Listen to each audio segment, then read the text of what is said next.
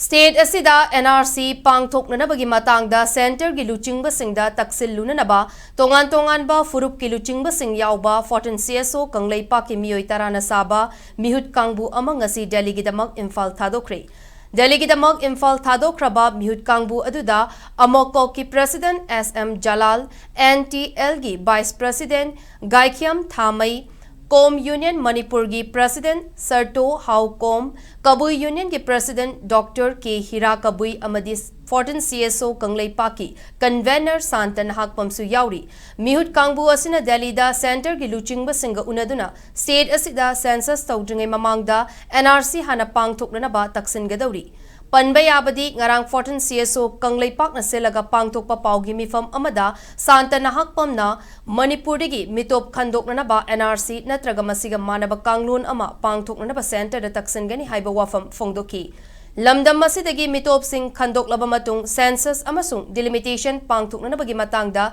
center gi luchingba singda taksin gani haina mahakna fongdokpa laikrabani. Akoina Delhi Laingai Manunda, India Home Minister, Unanaba Honagani, Aduga Loinana, Tongan Ba, Kara Maruaiba, key personalities Kara, Unanaba, target Tawi, Aduga Loinana, Manipuri Miam Giwaiba, Adumba Ihun, Manipuri Miam Giwaiba, Asumba demand Semasi, Center Ladiva political leadership. Yam serious way na lobby na ba amasung chapchaba adumba decision nama bibi na bagi ramta koi bibi aba pressure koi tongna ba adu wakalon da koi sasabani adu aloina na numini humi sige manungda chapchaba karibomba result ama ago center da laiba political leadership sige apena kon namda taragadi akoi manipura mo hala aba matungda akoi miyam aloina na akoi democratic way ba tawiyaba tongan ba makhal mathel ki way ba adumba movement sing apai tawna ba du wakhal su apai makhata na thamjari census sigi sida koi kitang orsu koi manipur oji public mayam sida sangang lani ba si mayam se kitang orsu support nitra ba result se to so is within a pangani ba anje thajara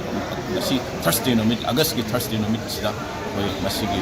koi mi yellow mi habatare indigenous people later koi manipur later mi koi Csos mi polpi unate adu khara sina koi lingjai manaraga anasi konsai se thabani ha ko komse. Thank you.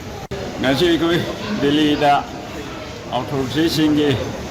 unagada wase koi leibak segi madon ni aduna mayam sina tabi lingbiri sina hongor ni ba haije de koi leibak se ine tamna ba koi ki liki wari sangna di haije ro haije Mangon oiraga pada mayam ge isore thomi dabada machine pangan oidani